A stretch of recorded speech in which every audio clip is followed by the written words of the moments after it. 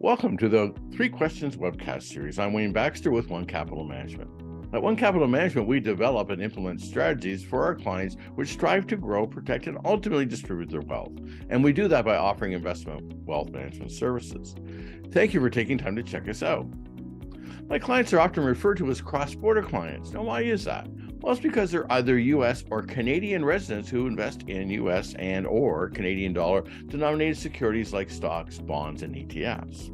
Our process for advising our clients includes an in-depth discovery and diagnostic analysis of their wealth management goals and objectives. And as I've often stated, wealth management is a multifaceted area. There are several areas beyond investment and retirement planning that need to be discussed and considered. And at One Capital Management, we call that process advanced planning. Under the advanced planning umbrella, we include an in-depth risk management review, or if you prefer, a review of non-investment risks that a family likely will face as time goes by. Now, one risk that you'll want to prepare for is the financial impact resulting from when you or a loved one requires long-term care. On our first of a two-part Three Questions webcast dedicated to discussing long-term care and long-term care insurance, we're going to speak to a life and health general agent who specializes in the placement of life insurance, long-term care, and disability income insurance for more than 50 insurance carriers across the United States marketplace.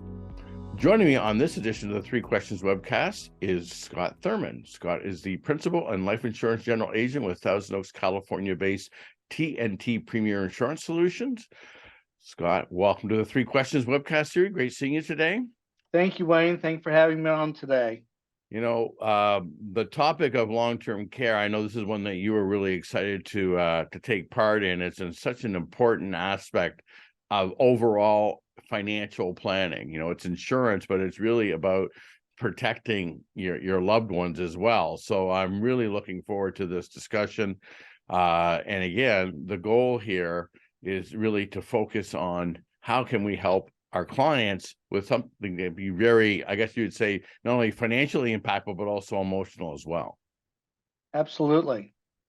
Yeah. So I guess what we're going to do for today is we're going to focus on long-term care before we get into the long-term care insurance discussion. So we're gonna really ask questions about the nature of care. So with that in mind, you know, I got to tell you this: since relocating from Canada to the United States, Scott has been an incredibly invaluable resource for me and my clients in helping me assist them, you know, in sourcing, underwriting, and ultimately placing life and health insurance related or health related insurance. And with that in mind, you know, Scott, I got to tell you right now, I can't think of a better person to discuss this topic with when it comes to life and health insurance than you. Before we get to the questions that we're going to go over today, maybe you could spend, just for the audience, I talked about, you know, the role that you play. Can you just maybe spend a few minutes explaining what it is a life insurance general agent does and how it benefits advisors like me and our clients? Absolutely, Wayne. Thank you again. It's good to be here. So as a wealth advisor, you have so many different roles that you have to play in helping people's money to grow and protecting them and helping them get to where they want to be for retirement and beyond. And one of those areas that you really have to key in on is the risk mitigation. And that is really what I specialize in. I want to lower the risk for your clients, whether it be with life insurance products or long-term care. One thing that most layman people don't really understand is there are so many different products and there's so many different options for both life insurance and long-term care that you really need to specialize in that business in order to be able to help individuals like you and your clients when it comes to underwriting, comes to what's available in the marketplace. You have to have somebody that has that knowledge, and partnering with 50 plus carriers allows me to have wonderful options for individuals. And that's what I do. And you do it very well, Scott. Thank you. So Scott's going to be joining me on some of the upcoming 3 Questions webcasts that we're hosting, and we'll be asking questions not only about long-term care insurance, but we're also going to be discussing term insurance, permanent life insurance, as well as long-term disability insurance, sometimes also known as disability income insurance. Correct. In Canada, we call it LTD, long-term disability. I know here in the US, it's more often referred to as DI, or disability insurance. Okay. Now that we have a better understanding of your role as a general agent, let's discuss the 3 questions you should ask about long-term care. So I'm going to pose these questions to you, Scott, and then we'll take it from there. So the first question is, when do I qualify for long-term care? Very simple. Get us out the gate here. All right. So if you cannot do 2 out of the 6 activities of daily living, and in the industry, we call them ADLs.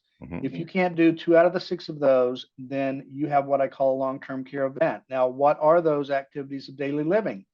If you just take what you do right when you get out of bed in the morning, you transfer yourself from your bed to your bathroom. So transferring is one of them. You'll either shower or bathe yourself. You will clothe yourself.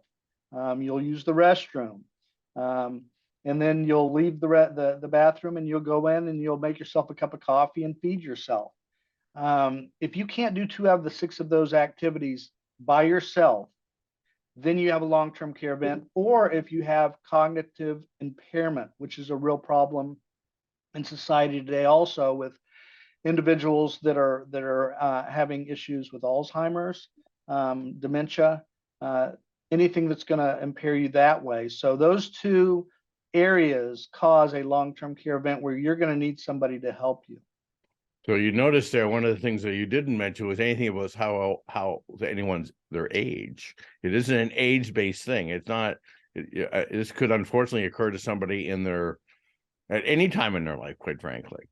Absolutely, absolutely. If someone got into an automobile accident and they could not help themselves for the rest of their lives and they needed help, then they're going to need long-term care services. Absolutely.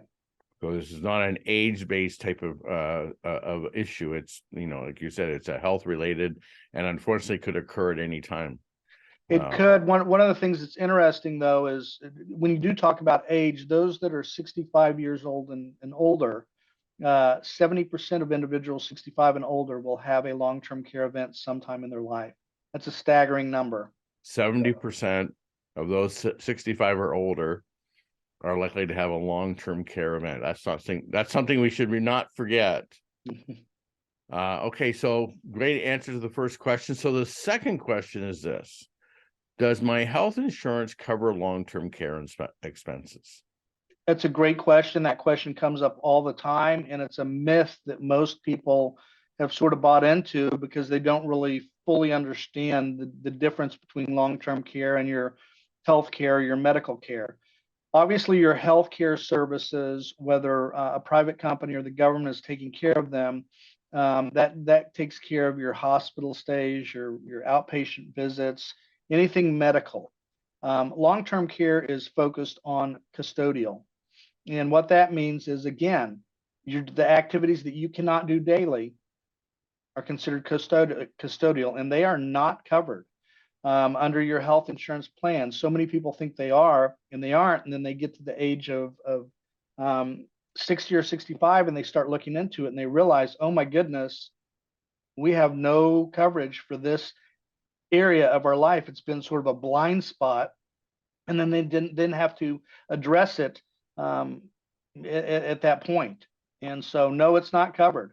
The hospital, their goal is to get you to where you are in okay shape to leave the hospital, but then you're going to have somebody take care of you if you cannot do the normal things you do during living. Yes. I just go back to that point about, people really don't start to think about this until they get into their, maybe late 50s, early 60s. And I always go back to the, and maybe I'm just using my own myself as a reference point here, but there seems to be, with people in their 20s and 30s and 40s, or even this sense of immortality, for lack of a better word, and a sense of being bulletproof, right? And I think as you get older, there's a realization looking around, your peer group starts to develop health issues, and it just becomes more prevalent. Or you get the more realization is that, we become more vulnerable. So it's not surprising that people in their 30s or 40s don't see the importance of this, but definitely it can happen at any time. We've all seen it. Absolutely. And if I can just add, Wayne, it's something fascinating happens to most of us when we sometime between 40 and 50, really, we start thinking about retirement. Number one, how are we going to pay for the rest of our lives when we retire? So we start thinking about a nest egg we have to build up, start thinking about paying off our home or getting in a situation where we have low expenses for home later in life. When we think about our medical, we think about, okay, we're going to get medical from the government at 65, but we're going to add to that to make sure we have what we need. The one blind spot that really people usually think about last is the long-term care. And they usually think about it when they have a mom or dad that gets Alzheimer's or has a stroke. And then they're like, how are we going to pay for our parents because they don't have the money to pay for it? Which then segues perfectly into our third question, which is, why wouldn't I just self-insure myself? Yeah, another great question. And of course, you can self-insure. I mean, if you've got a really nice nest egg, a few $1 million or more, you could self-insure. But my main thought process that I go through is my wife and I are working to get our house paid off. We're building a nest egg. If something were to happen to me at 60, 65, 70, let's say I were to get Alzheimer's and I would go on claim, or I would need services. And you could need 24/7 care, which means I'll be in an actual facility. That can cost $10,000, $12,000 per month. Mm-hmm. And if you have Alzheimer's, you can live a long time. I've known many people that have lived a very long time. I have a family member, a beloved family member of mine who had dementia, and she lived for 13 years. And that's not unheard of. That happens all the time. So let's just say it's 10 years. You're paying $10,000 a month. That's $120,000. 10 years. That's $1.2 million. If my wife and I have a $2.5 million nest egg, and we have our house paid off, sure, we could in theory could spin down either our assets, the cash that we have set aside for our nest egg, or we could sell our house and downsize. I'm sure my wife would love that. We could do any of those type of things, but what's going to happen, at least from a male's perspective, males pass away on average earlier than a female. So what if something like that were to happen to me? I have Alzheimer's for 10 years, then I pass away. Now Julie, my wife, has another 15, 20 years to live. On an eroded net worth. And eroded net worth, is she going to run out of cash? So sure, I could self-insure. However, why wouldn't you leverage your money, use less dollars now to get a heck of a lot larger benefit later, and protect yourself against the what ifs in life? Because it's a very real what if that could happen. And it's fascinating. Even Warren Buffett, and most of us know who Warren Buffett is, he says, I have a long-term care plan. Why wouldn't I? Why wouldn't I want to leverage my dollars? Now, if anybody could self-insure, Warren Buffett can self-insure, but for him, it's a prudent decision. Scott, for those interested in your services, what is the best way for them to reach you? How can they contact you? Yeah, they can contact me via email or phone. Email is scott@tntpremierinsurance.com, or my number is 805-208-6587. All right. Scott, I really want to thank you again for joining us. Scott Thurman is the principal and life insurance general agent with Thousand Oaks, California-based TNT Premier Insurance Solutions. Great guest. We're going to be seeing a lot more of him here in the upcoming episodes of the Three Questions Webcast series. Thank you, Wayne. I look forward to bringing you the Three Questions Webcast, and I hope you find them educational and informative. Please consider liking this video and to subscribing to our YouTube channel. And to receive notification of when our latest webcast has been posted, please click on the notifications bell.